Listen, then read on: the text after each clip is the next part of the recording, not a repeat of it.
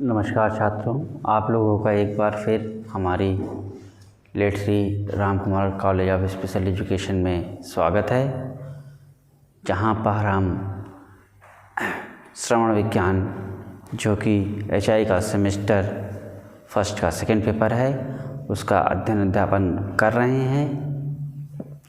इसी क्रम में आगे बढ़ते हुए हमने कल कारणों के आधार पर श्रवण दोष के बारे में चर्चा की।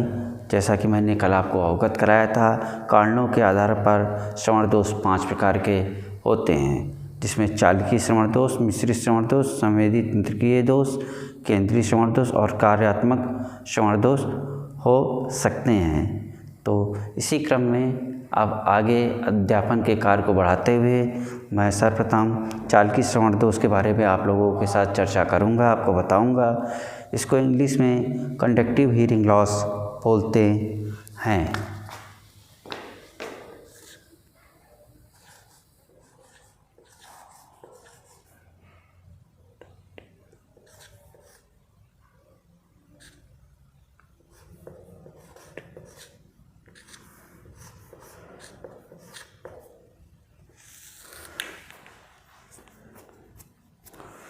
कंडक्टिव हियरिंग लॉस इस प्रकार के श्रवण दोष में खराबी बाहरी कान तथा मध्य कान के हिस्से में हो सकती है, जिससे वातावरण की आवाज़ पूरी तरह से अंतःकरण में यानी इनर ईयर में नहीं पहुंच पाती। इस प्रकार के दोष में वायु संचालन Delhi air condition threshold 25 dB से अधिक होता है तथा अस्थि संचालन Delhi bone conduction threshold 25 dB से कम होता है। वायु संचालन यानी एयर कंडक्शन और अस्थि संचालन बोन कंडक्शन के बीच का अंतर 10 dB या उससे अधिक होता है। Air bone conduction gap 10 dB या 10 dB से अधिक होने पर उसे चालकीय श्रवण दोष कहते हैं। इस प्रकार के श्रवण दोष में degree of hearing loss 60 decibel से 70 डेसिबल तक हो सकती है।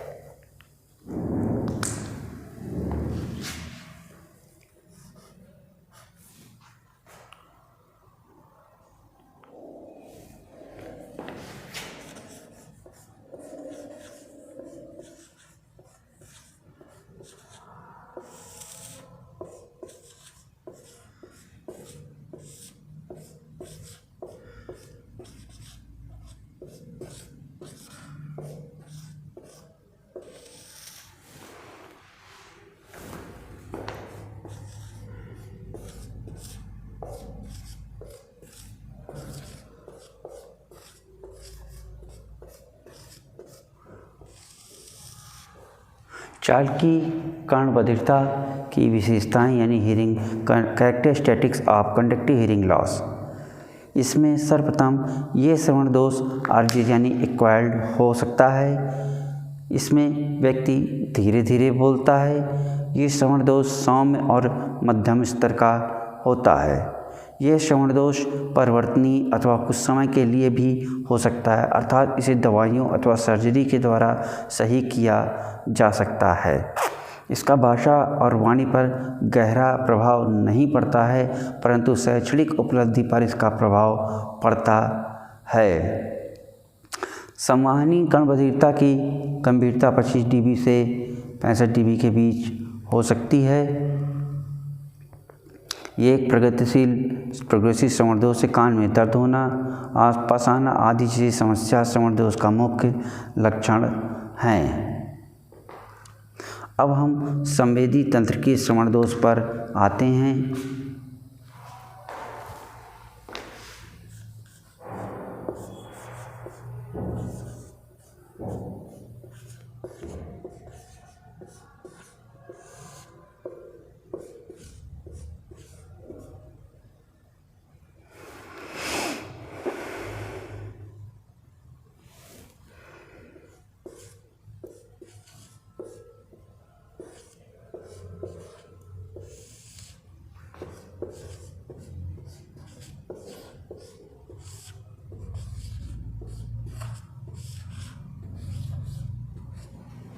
संवेदी तंत्रिकीय श्रवण दोष संवेदी, इसको सेंसिन्यूरल हीरिंग लॉस बोलते हैं। इस प्रकार के श्रवण दोष में खराब कान के आंतरिक भाग में अथवा कार्नियल नर्व में हो सकता है।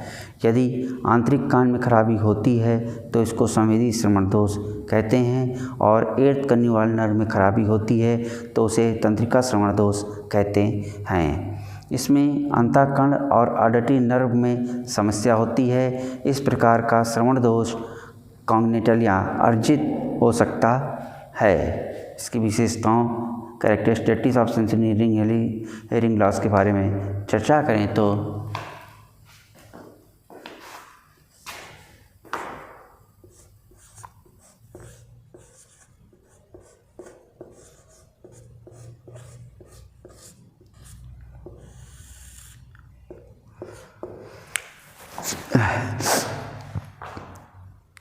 ये जन्मजात अथवा अर्जित किया हुआ श्रवण दोष हो सकता है। अंतःकरण और ऑडिटरी नर्व में समस्या होती है। ये श्रवण दोष दोनों कान में होता है।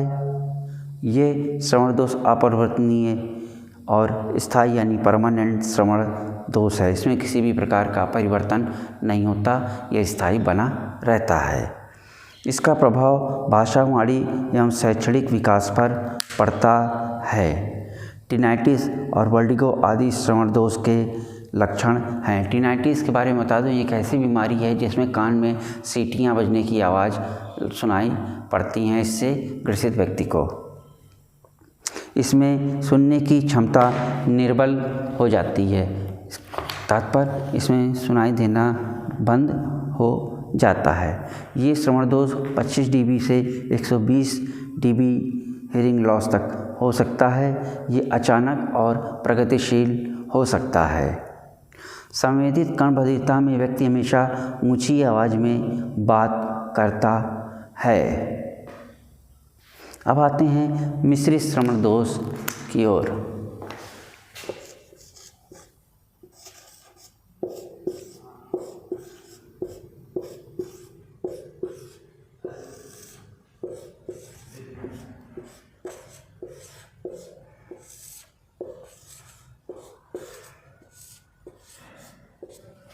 मिश्रित श्रवण दोष बाएं कान या मध्य कान की क्षति के साथ साथ आंतरिक कान में भी क्षति होने के कारण जो श्रवण दोष होता है उसे हम मिश्रित श्रवण दोष कहते हैं। इस प्रकार के श्रवण दोष में चालकीय तथा संवेदी तंत्रिकाएं दोनों प्रभावित होती हैं। इसकी विशेषताएं,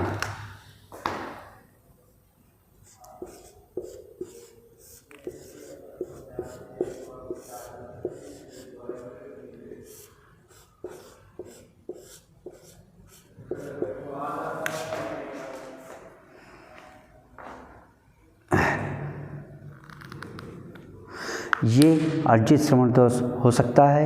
ये दोनों कानों में हो सकता है। ये श्रवण दोष 25 dB से 120 डेसिबल तक हो सकता है। संवाहनी कर्णबधिरता और संवेदित कर्णबधिरता में से जो ज़्यादा प्रभावित होगा उसके लक्षण दिखाई देते हैं। ये श्रवण दोष परिवर्तनीय, रिवाइजेबल और इनरिवर्सिबल हो सकता है। इसके बाद आता है केंद्रीय श्रवण दोष, central hearing loss.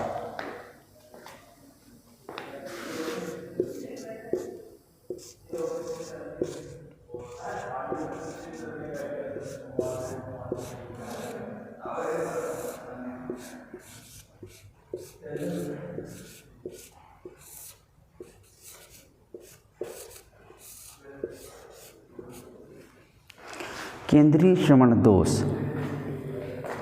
Cerebral cortex से सटे ब्रेन स्टेम के बीच के श्रवण पथ ऑडिटरी पाथवे के संक्रमित हो जाने से केंद्रीय श्रवण दोष होता है। और अंतिम है कार्यात्मक श्रवण दोष।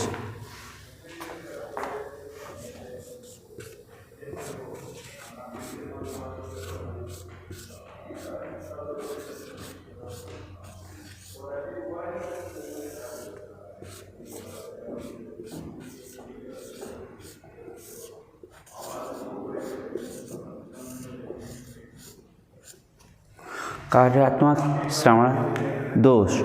इस प्रकार के श्रवण दोष में कान के किसी भी भाग में कोई खराबी नहीं होती है। व्यक्ति की श्रवण क्षमता तो पूर्णतः ठीक होती है, लेकिन ये सुनकर भी ना सुनने के अभिनय करते हैं और किसी भी आवाज़ के प्रति वो कोई प्रतिक्रिया नहीं करते हैं। इसी के साथ श्रवण दोष के कारणों के चैप्टर की समाप्ति होती है।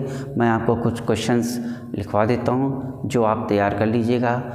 संभवतः ये आपके आने वाली परीक्षा में पूछे जा सकते हैं। इसका आप लोग स्क्रीनशॉट ले लीजिए।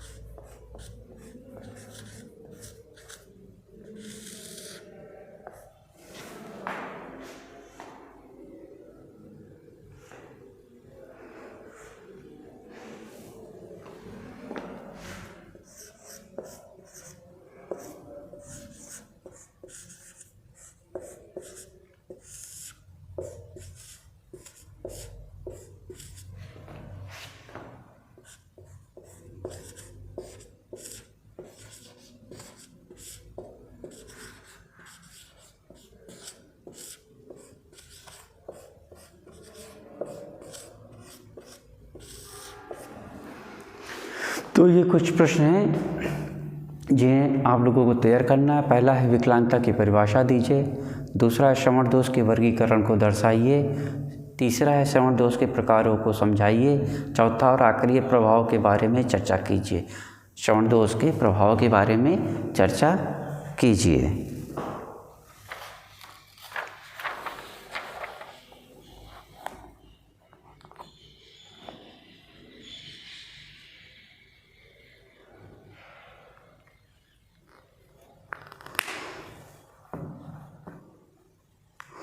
अब हम अगले टॉपिक श्रवण विकलांगता का प्रभाव के बारे में चर्चा करेंगे।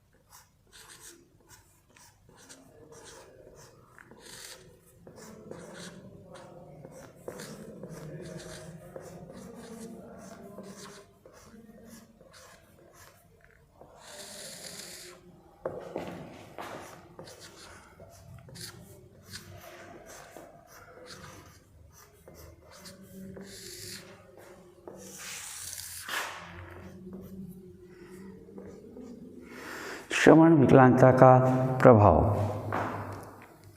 कुछ शोध अध्ययनों द्वारा ये विदित होता है कि श्रवण बाधित बालकों की मानसिक योग्यता कम होती है तथा शैक्षिक योग्यता एवं समायोजन भी अच्छा नहीं होता है। इनका मुख्य कारण ये है कि ऐसी बालकों में भाषा का अभाव होता है क्योंकि उन्हें सुनने और बोलने में समस्या होती है।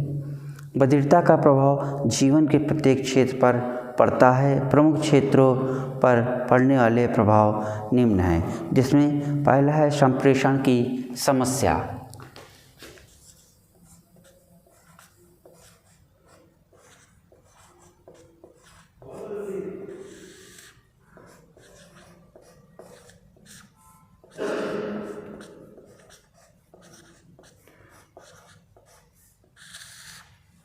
संप्रेषण की समस्या।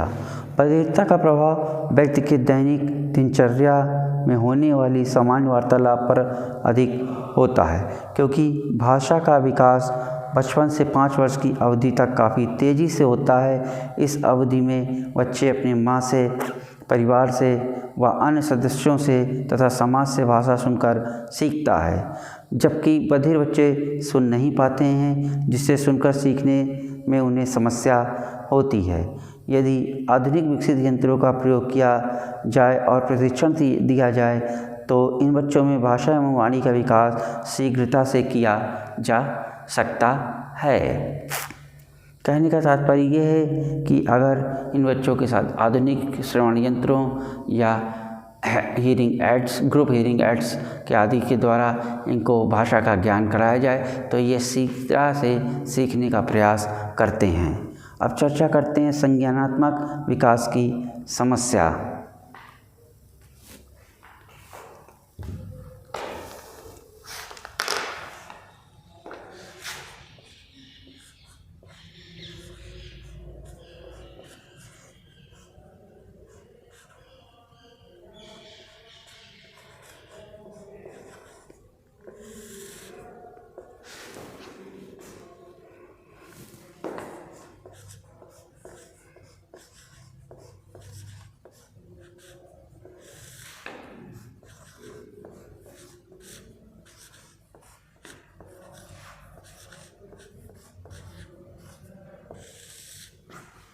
संज्ञानात्मक विकास की समस्या। बधिर बच्चे चूँकि सुन नहीं सकते हैं, इसलिए संप्रत्यय विकास खंडित रूप में होता है। उनके सामने सबसे बड़ी समस्या भाषा की होती है, इसलिए इनके सीखने के लिए मुख्यतः चारों प्रक्रियाएं पढ़ना, लिखना, बोलना तथा समझना बाधित हो जाता है, जिसके कारण इनका संज्ञानात्मक विकास भी बाधित होता है। अब आते हैं शैक्षणिक समस्या पर।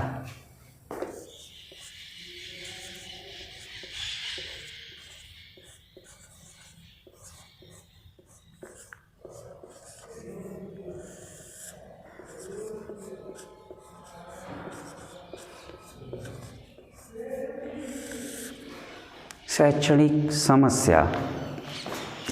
इन बच्चों में सुनने तथा बोलने तथा भाषा जैसी समस्याएं प्रमुख रूप से होती हैं, जिनकी वजह से समान कक्षा में शिक्षक के द्वारा पढ़ाए गए पाठ को सुनकर समझने में उन्हें काफ़ी कठिनाई होती है। इनकी शिक्षा में पाठ शिक्षण पद्धति, वातावरण, सहायक सामग्री का अनुकूलन आवश्यक होता है।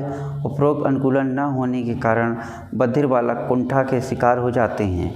इनमें कई व्यवहारात्मक समस्याएं आ जाती हैं। इन सब की जड़ में एक ही चीज़ है, बधिरता। अर्थात उपरोक्त कथन से ये निष्कर्ष निकलता है कि बधिरता का प्रभाव बालक या व्यक्ति के समग्र यानी समूचे जीवन पर पड़ता है। इसके बाद है प्रॉब्लम ऑफ पर्सनालिटी, व्यक्तित्व की समस्याएं।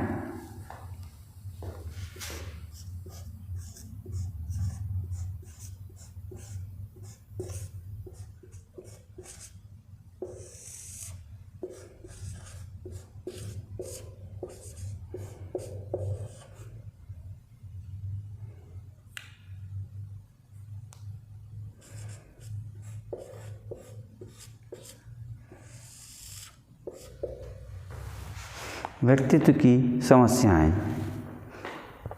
बधिर बच्चे समाज के साथ उचित संप्रेषण करने में अक्षम होते हैं अतः धीरे धीरे इनमें हीन भावना का विकास होता है।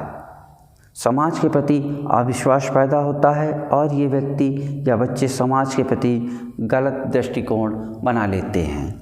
ऐसे बालकों में श्रवण बाधिता होने के कारण व्यक्ति की अनेक समस्याएं उत्पन्न होती हैं और आंशिक रूप से बधिर बालक प्रयास करते हैं कि सामान्य बालकों की तरह ही अपना जीवन व्यतीत करें, लेकिन बधिरता के कारण वह ऐसा करने में असमर्थ होते हैं,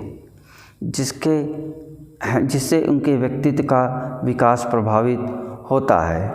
व्यक्तित्व रूप से प्रभावित बालक समाज में भली प्रकार अपना समायोजन नहीं कर पाते हैं। इन्हें वातावरण में समायोजन करने में अधिक कठिनाई का सामना करना पड़ता है।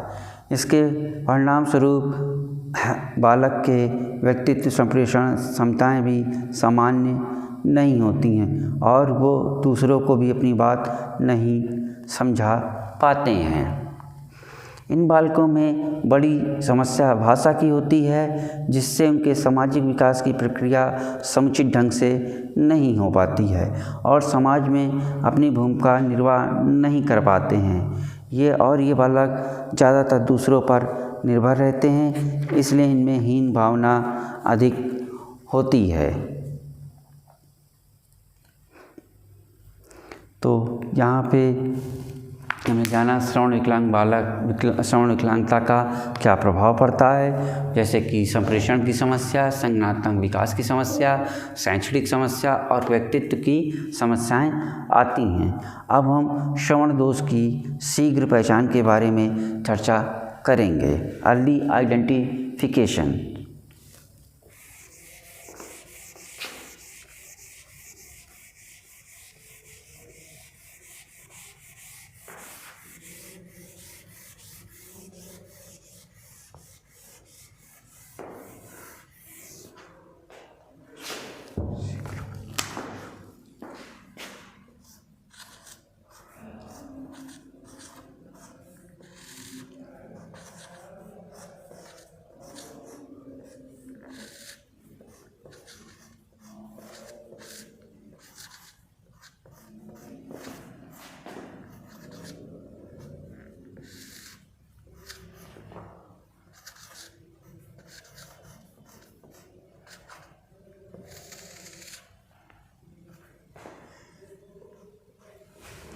श्रवण दोष की शीघ्र पहचान।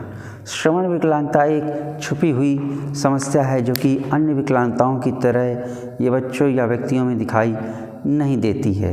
श्रवण विकलांगता के कारण बच्चे के मानसिक और शारीरिक विकास पर कोई प्रभाव नहीं पड़ता है, बल्कि उसके भाषा, वाणी और सामाजिक विकास पर प्रभाव पड़ता है।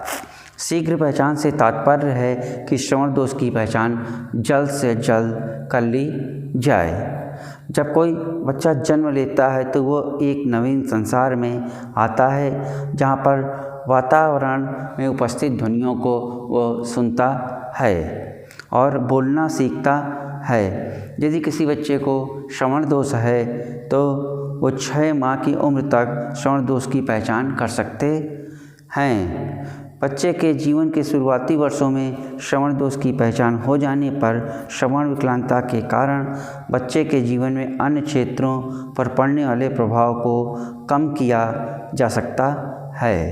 बहुत सारे अनुसंधानों से ये पता चलता है कि जिन बालकों में शीघ्र हस्तक्षेप की सेवा मिली है या उपलब्ध कराई गई है, उनके भाषा व वाणी विकास में अच्छी शैक्षणिक उपलब्धि पाई गई।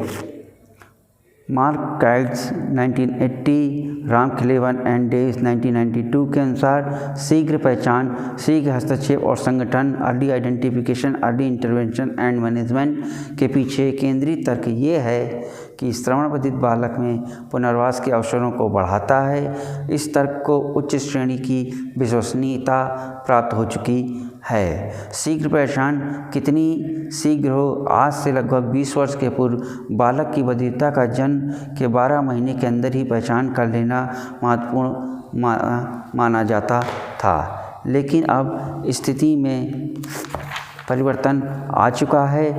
अतः बालक की बधिरता की पहचान का पता प्रयोगात्मक तौर पर जन्म के कुछ दिनों के अंदर ही लगा लिया जाता है और बालकों के विकास को क्रांतिकाल को अधिकतम उपयोग किया जाता है। क्रांतिकाल होता है हमारे जीवन का 0 से लेकर 5 वर्ष की जो आयु होती है उसे क्रांतिकाल कहते हैं, जिसमें व्यक्ति की सीखने की क्षमता बहुत अधिक होती है, वो आसानी से सीख लेता है। शीघ्र पहचान के महत्व।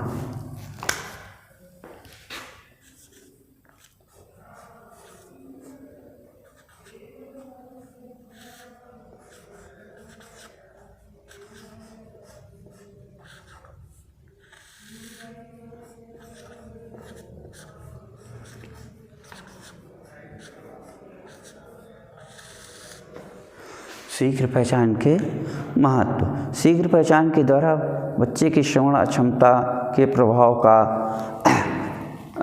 शुरू में पता लगाकर उसका उचित प्रबंधन किया जाता है।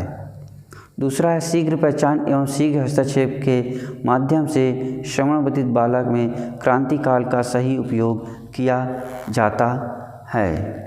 शीघ्र पहचान के द्वारा बच्चे में सामाजिक, संवेगात्मक, शैक्षणिक व्यक्ति का विकास अच्छा किया जा सकता है, जो शीघ्र संप्रेषण विकास की सहायता से संभव है।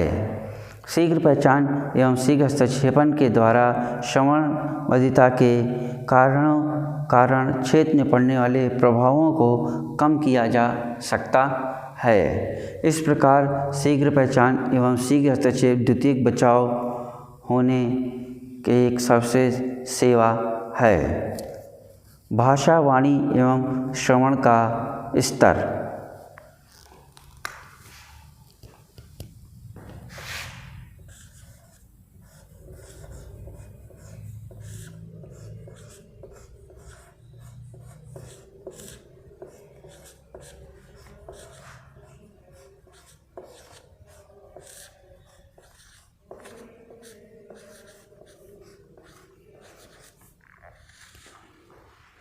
भाषा, वाणी व श्रवण के स्तर। जन्म से 3 माह तक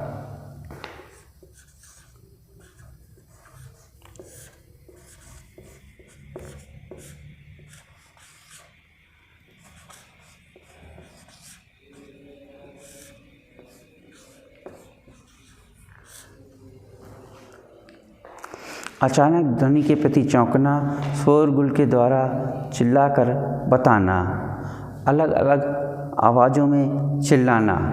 3 से 6 माह तक।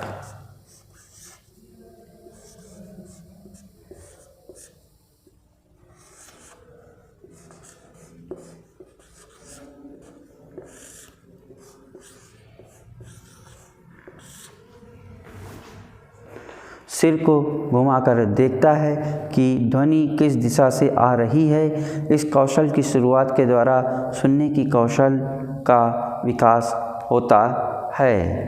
जब उसका नाम पुकारते हैं तो प्रतिक्रिया देता है।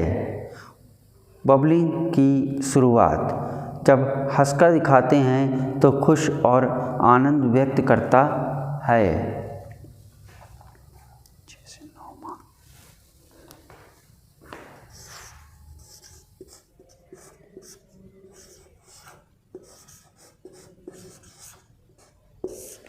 6 से 9 माह।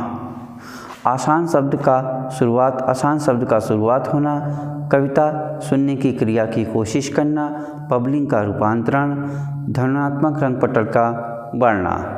9 से 12 माह।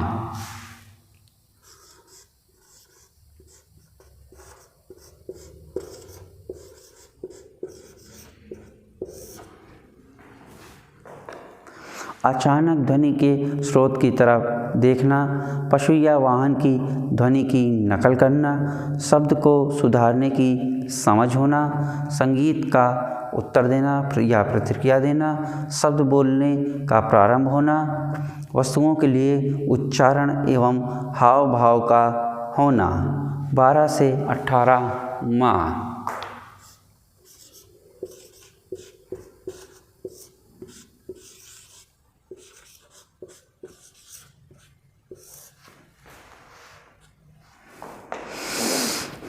पचास से 75 शब्दों तक को जानना, विषय बिंदु के साथ शरीर के भागों के नामों को जानना, शब्द का जोड़ना या नकल करना, कुछ कथन एवं शब्दों का अर्थपूर्ण उपयोग का ना होना। अब आते हैं 18 से 24 माह।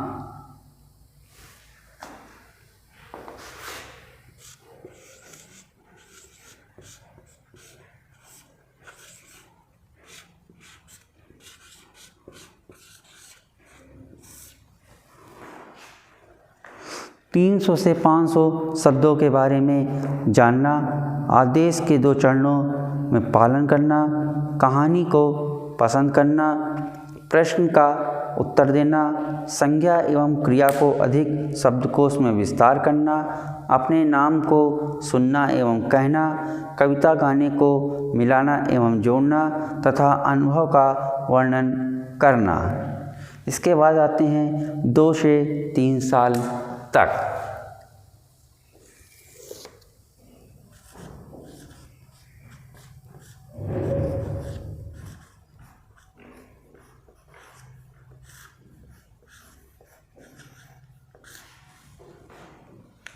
ध्यान को एकत्र यानी कंसंट्रेट करके सुनना, वाणी के भाग को शब्दकोश का विस्तार से ग्रहण करना, सर्वनाम शब्दों को अधिक निकालना।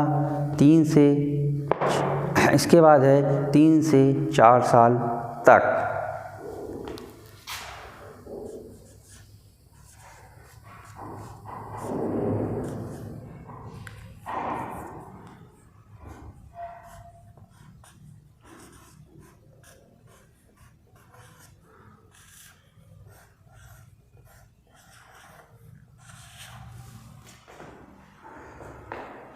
ऐच्छिक शब्दों एवं कालों को समझना, आसान कहानी कथनों को पालन करना, वार्तालाप कौशल का विकास, प्रश्न का आग्रह करना एवं पूछना। और आखिरी है 4 से 5 साल तक।